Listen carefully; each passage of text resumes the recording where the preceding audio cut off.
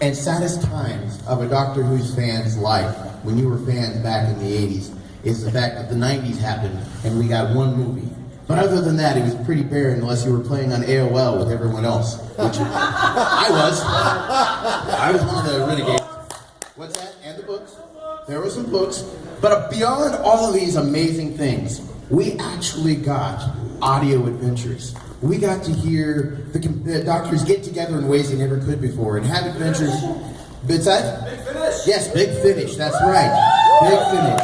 And we're going to talk a little bit about that, but not me, folks. I'm going to ask you if you have questions for our guest members when they come out. Go ahead and stand right here and we'll go ahead and take them. But now, let us welcome our amazing Big Finish guests. Ladies and gentlemen, let's bring out Nicola Briggs. Here he comes. And Nicola Bryant, here she comes. And Jason Haigh-Ellery, here he comes. And of course, the amazing Colin Baker.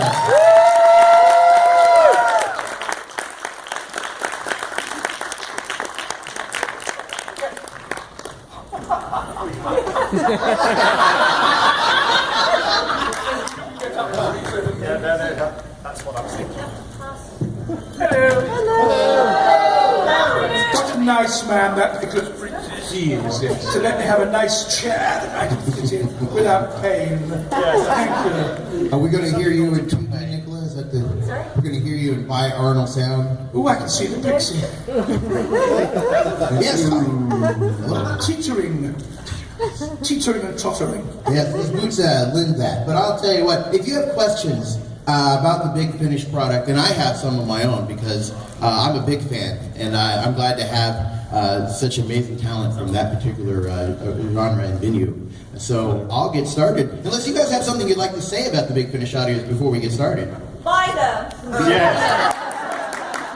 Big Finish. We love stories. Hello. That one's working. Yes, it went. Hey, do we have a sound guy back there? No one on the sound desk. Invisible man is on the sound desk. The Invisible Man is back there, unfortunately. No, mine works. We're all right. Round them all out. Would you like to borrow mine? Oh, even better. Hello. No, it's all right. They're going to do it. They're going to do it. Who's Peri? We have solid. Hopefully. I'm on the green mic. The yellow one works. I'm on the yellow mic. Can we get the orange-red one to get sound? I'm purple. No big surprise there. Oh no, political mics. That's very true. Orange and red. Yes. Yours We're gone. very political, aren't we? Yeah. Yes.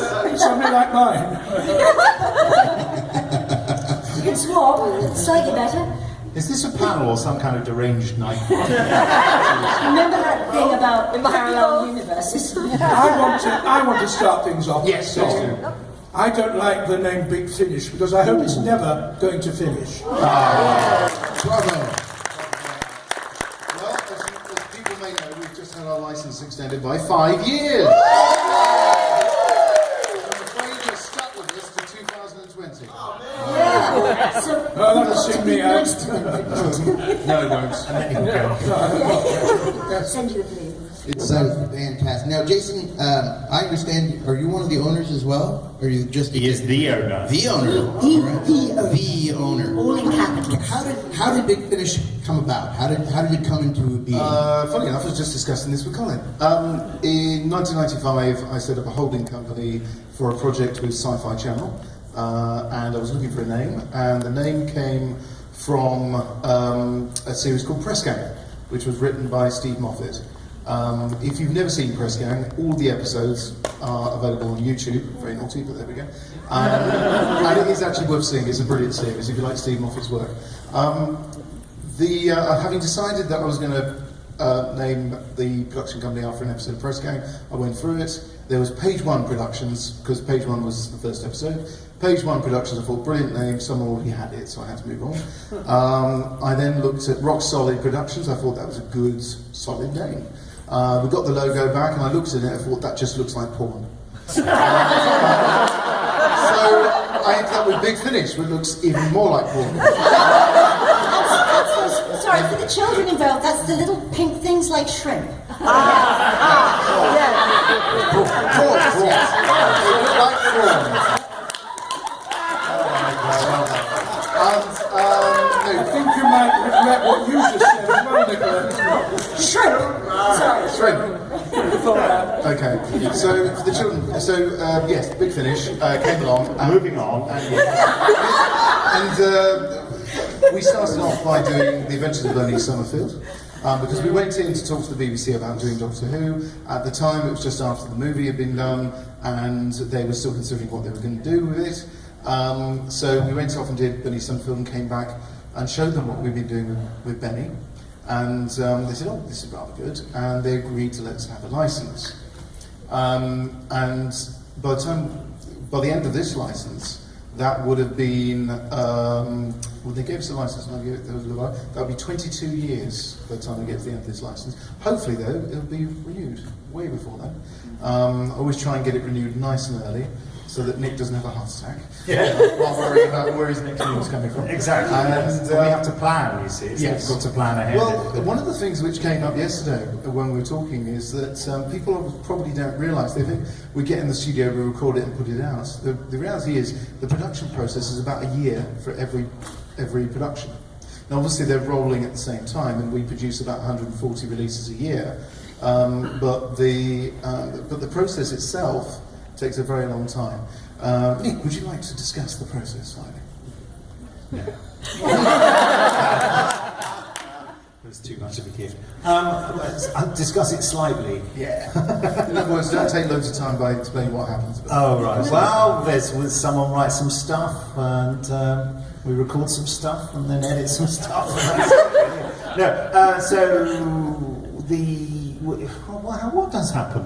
Should we get David Richardson here? You obviously know who he's talking about. It depends on the range, actually. I mean, if it's like the range that the Sixth Doctor's in, the main monthly range, then the script editor, Alan Barnes, and I will have a conversation, and he said, right, we're doing these trilogies, we're going to have the Sixth Doctor and Peri, and then after that we'll have the Seventh Doctor and Mel, and we talk and we say, okay, yeah, we'll do those pairings, and we say, right, well, what are we thinking about for the Sixth Doctor thing? Are we going to do something really linked, or we're, and then he'll say, well, I was thinking of this, and I was thinking of these writers, what do you reckon? I say, oh God, not him. He goes, no, because the last one was pretty good, I know how to rewrite most of it, but, it wasn't bad. We have that conversation, and then Alan will suggest certain story ideas to those writers, and they'll come back with their ideas, and we to and fro, and then we eventually get a writer for one project, for example, to come up with the storyline that's submitted to the BBC, and then they approve it, hopefully, or maybe say, no, we're doing one like that on television next week, so no, or next year, more likely. And then a script gets written, and that goes through editing, and then we go to the studio, and we spend a couple of days recording it, that's all. How often do they say no? Very, very rarely. But it has happened. Oh, it does happen, yes. The one we always talk about is very early on. We sent in, Russell was very good, actually, he liked to see everything. And we sent in an outline for a script involving Queen Victoria. And he came back very quickly and said, you can't have Queen Victoria. He owns Queen Victoria. He does. So we went through the first season, and it wasn't there. We thought, oh, blimey. And of course, it was the beginning of the second season. Because they plan a long time in advance. Yes, he did. Themselves. It may have been one they were going to put in the first season, and it slipped. So that's the prime example. But there have been other examples. There was, when it was heading towards the end of the David Tennant era, and they were obviously planning to do a lot with John Sims as the Master, they just said to us, don't do the Master at the moment.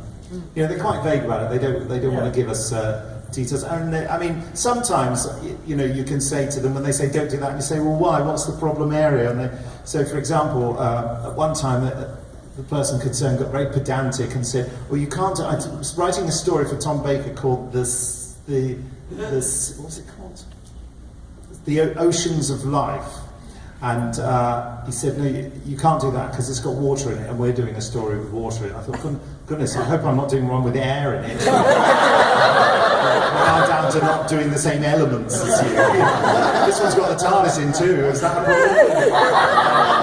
Anyway, so I changed it, so rather than the monsters were going to be under the water, but I said, it's the water that's the problem. He said, yeah. I said, okay, they're under the sand. How's that? He went, yeah, that's fine. So it's turned into the sands of life. So it was actually more interesting. It was all these creatures under the Sahara Desert. You know, you remember it? It was the Tom Baker one with Mary Tapp. No, they won't have heard that.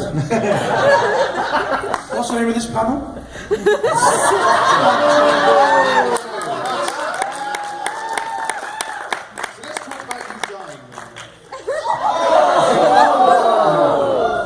It's all secret. It's very secret. They don't even know it's happening, do they? Yes, I told you it was online. I know. You're all looking forward to it, aren't you? We're just doing that, and then we'll go back to do lots more. It's amazing how many people have sent me messages because they've heard that there's going to be my demise, my regeneration will take place on audio with Big Finish. Oh, we like listening to the Sixth Doctor. There'll be no more after that. Get a grip. All the other Doctors have regenerated and they're still doing them. Time travel. It's a time traveller. I don't understand why. Well, just before he regenerates, he doesn't travel back in time and not regenerate. When we asked you to do it, what was your thinking about it? My initial reaction is, I've always been rather proud of the fact that I am still the Doctor. And at the moment, I still am. Sylvester McCoy is the first of a long line of pretenders. Like those false popes of the Middle Ages. I am the longest serving Doctor. I have not regenerated. I became the Doctor in 1983. I've been the Doctor for 32 years. Sylvester may have started this secondary line, of which Peter Capaldi is number 6. And every 6 Doctors, they get it right, don't they?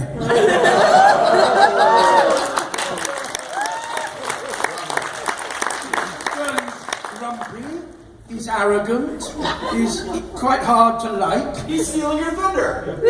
He's my mother. Stealing your thunder. No, he's not stealing my thunder. He's echoing. It's a distant echo 1,000 years later. A tiny tremble in the firmament. Oh, should I stop talking now? We do have a question. Carry on. We do have a question from the audience. I must finish off. Oh, please. Your question. Yeah. David was very persuasive. He said, look, I know you don't really want... And it was only a kind of minor thing that I thought was quite nice not having done one. And David said, we promised we'll write you a good script. And I said, who's going to write it? And they told me, I said, all right, I'll do it. Nick Briggs. No, because I knew it was in Nick's hands, I knew it would be good. And I'm not blowing smoke in your nostrils, or whatever the expression is. Children present. And I was quite right. Because having read it and now done it, what a way to go. Fantastic. All the other regenerations were now very minor. It's my favourite thing to write beginnings and ends in Doctor Who, because they're those special moments that I remember, as a fan watching it. Have I mentioned that, when I was a kiddie and I was watching Patrick Charlton's last episode, you never found out about these things in advance. So I watched it, and as he spun off with his face, going, no, I couldn't believe it. My mother came in and I was just watching the television, but I said, they just killed Doctor Who. No one warned me. It was terrible. And I think that feeling I got there, that sort of dramatic feeling in my chest and stomach, I love to sort of recreate that. So it was a pleasure to do. But also, we're looking for sort of interesting events in the stories. Yes. And to sort of say, aha, we're doing the end of the Sixth Doctor. It's kind of, as you can see, people are interested. It's just a trick to pull you on. But I thought it was going to be, well, it probably was very difficult to pull all the threads together, because there are lots of threads out there that establish what people think happened. And you haven't betrayed any of those threads, which is interesting, even though it's different. It's entirely consistent with existing knowledge. It's all about whetting your appetite. That's all I can say. Yeah, that's a nice bit of wetting. Sorry, did you have a question? Oh no, there's a question. Well, before we get to your question, when will that be available? Do we know? When is it? Is it September or something? I can't I thought it was September. Is it September? September, Yeah, I yeah, think it's it is. September. As always, somebody in the audience knows. All right. What kind of question do you have, Ace? All right. Good morning. Hello. Morning. Afternoon. This is on. Oh, this microphone's here. It's a I've got mere one. detail. He's gone again. Has he gone again? He has a terrible... It's probably not actually his job. He just knows how to operate a soundboard. Well done, yes. He's nodding, but agreeing with you. All right. Let's try. Tap it. Keep tapping until he finds it. I got nothing.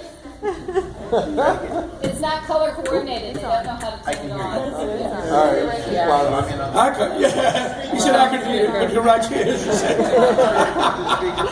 Sorry, my voice. Here, use this. Project, darling. Okay, it's got Turn down just a little. Turn down just a little. Thank you. All right, there. It's on. Okay, I don't need this. Yes, here, please ask your question. Yes. Don't worry. Thank you all so much for participating in the breakfast this morning. It's I really appreciate it. Except for you, Jason. You didn't join our table. You know. No, I did say repeatedly which one am I due on, and did we have an argument, Colin, about which table? Yeah. And I had to go to another table because when we moved everyone around, I ended up probably going to the same table twice. Basically, it hadn't been Bad mistake. I didn't. I went to all the tables. And we just got up and went somewhere else, which meant that So me and Colin clashed. I missed out on the table as well. Yes. So you can come and talk to me later if you like. So here's an offer. You had me. What's your complaint? You had me, but we were on for 2 sessions. We did. Because we didn't hear that all changed. So I was there for 2 sessions. Oh. Yes. So my This is question fascinating. is, since you were unable to talk to our table and share fun stories, what would you like to share since many of us here weren't able to attend the breakfast, brunch, day, whatever it was? Tell them what you ate. I had the. I actually did have the pineapple. Yeah. I had the eggs. Not the cheesecake. Have you seen the tweets about my cheesecake? Yes, it Did you eat it for breakfast? Yeah. I had some when I woke up. I woke up at 7:30. I thought, well, I'm a bit peckish. I didn't finish it though. I couldn't quite get to the end of it. I had to eat it with the penknife. There's a penknife in the room. In the pyjamas. It's an attractive sight. A man in pyjamas eats cheesecake with penknife. There was a penknife in your room. Yeah. I'll be hoping you'll cut your wrists or something. Well, apparently you arranged for it to be there.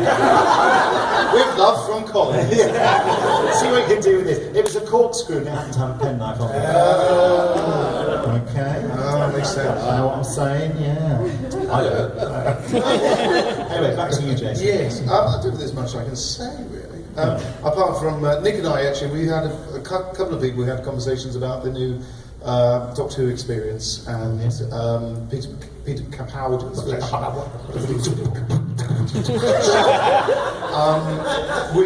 which is amazing, and I thought it was better than the previous one we met. So that's Well, the place in Cardiff. Cardiff. yeah. Well, they've changed it, haven't Yeah, they? they Capalded it. London. Yes. I don't think so. No. No, but it's a new experience, and they've improved the storyline, as it were, of the walkthrough, and they actually have an actor coming with you and acting with you to do it rather than you. You know, one of those terribly, It's awful. terribly enthusiastic people who works for an exhibition. He was very good though. He was, wasn't though. And he knew all the lines, and so he and Peter Capaldi appeared to be talking to each other. Did you have some of my margaritas? I think I just got a few from you.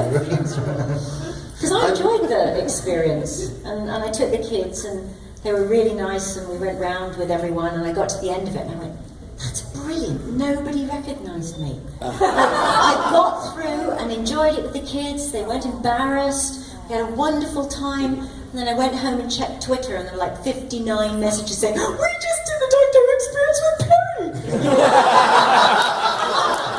It's nicer than not to. Yeah, in that wonderfully British way, they thought, oh, we won't, you know, we'll just be really reserved and just shout it on Twitter. It was very sweet. It was very sweet. I really enjoyed it. Yeah, Twitter's giving voice to the excitement of England now. So there we go. So we've got two people clasping hands. All right. One of them's already going to come up. So I think there's a question there. Come on over and see if that mic works. What's going on? I'm a drama teacher, I don't need the mic. Oh, Good boy. Right up. From the diaphragm. Question for both of you on the ends. If the gentleman in the middle would let you write a Big Finish story, what would you have in mind? And then the gentleman in the middle, I know that I am not a professional writer, but what would be the steps? If I eventually wanted to end up writing a Big Finish, what would be some ways in which I could lead to that? Because Bribery. I've always wanted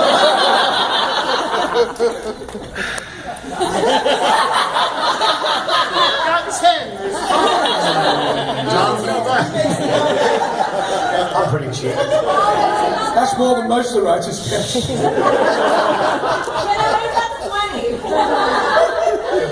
But in any event, what would be ways in which a common civilian like myself could eventually end up writing for Big Finish? Once Right, well, do you want to Yes, let's do the first answer the other question? Yeah, well, first? you think of a And hopefully they've palatable forgotten answer. about the second part. I'll answer the first part. If you think I'm going to tell you and let them nick the idea, No, this is here, it's all yours. and we have spoken about it occasionally, haven't we? They operate on a very professional basis, which is have an idea submitted, send some script, they have a look at it, they say, no, that won't work because. I work on a completely different basis.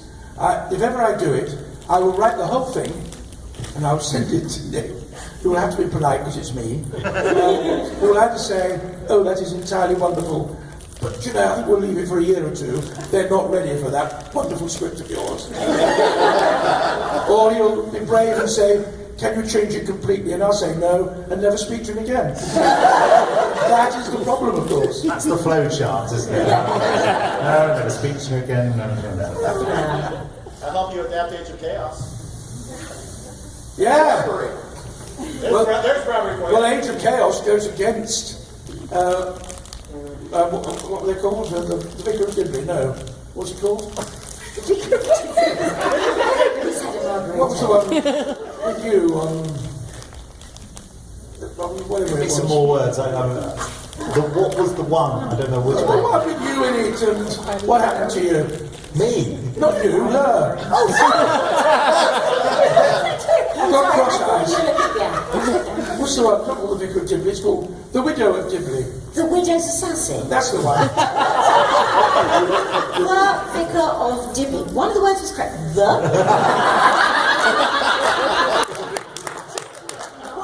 You ought to live in Baker Towers, I promise you this happens all the time. I've left messages for you and Marion. I know exactly My what poor wife. I will say something like, what was his name? George Blenkinsop. Oh, you mean Bill Smith? He knows now. How my mind works, I don't. Yeah, because the Age of Chaos is not consistent with that, and yours is canon. Yes. So mine was just crap fiction. Really. Oh, all right, it was great. To be honest, I don't think I could write. I mean, there have been some fantastic scripts, and I don't, I can have a story idea, which is a different thing. The idea is one thing, but then the execution is another. But I could bribe Maybe someone. we should do it together. I know. Because I suppose if I could do anything, I would love to be able to do, in terms of Big Finish,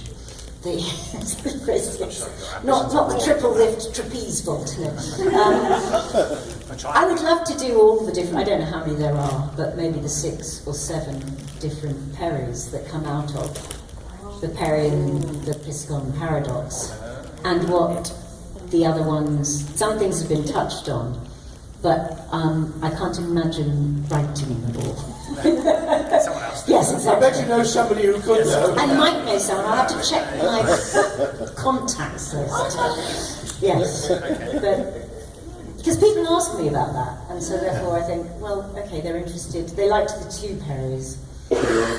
Maybe if I couldn't work out what all the others do or are. Oh, maybe, but, yeah, we should investigate that. I will think about that. But I could get someone to do it and then hand it in and claim it all as mine. All as mine. Like most autobiographies of stars. Oh, yes, absolutely. Yeah. With regard to your other question, That's enough. yeah, well done.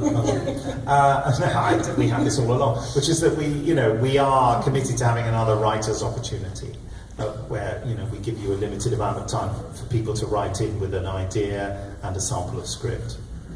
So that's it. But we can't, as I said yesterday at the Big Finish podcast panel, we can't have an open submissions policy because there's always the potential for a legal problem there. And I gave an example, you weren't there, were you? The example was there was a nice guy who's a writer who talked to me at conventions every now and again. He said, I really would like to submit a Big Finish thing. And he said, here's a book I've written, and and I said, yeah, okay, well, send it to me. Anyway, he sent it to me. I was very, very busy, didn't get a chance to read it. And then we announced we were doing a story called An Earthly Child with Paul McGann and going back and seeing Susan after the Dalek invasion. And he just said, that's my story. You've nicked my idea. Well, his storyline was still in a sealed envelope in my desk. I thought, I'll put that there and read that later. And there it was. But you see what I mean? And he did start to get quite nasty and started talking about lawyers and things. Luckily, it never went to that, but I just thought this is why we can't do it, because there's always the problem that someone submits something and at that time or the particular way in which it was presented, we think, that's not going to work, and then later one of our other writers would come up with it and we'd have either forgotten it. And the thing is, it was quite a different story, it just had the same starting point. The rest of it was totally different, but which is what I assured him of, and I think that's why eventually. But you see the problem. I mean, I know that all of you will quite nicely and rightly say, but we would never do a thing like that. But you don't know how you'd feel if you'd really slaved away on a storyline and then you saw us do something which you really felt was the same thing. You might be quite cross, and we would never nick someone's idea and just, But you see what I mean? So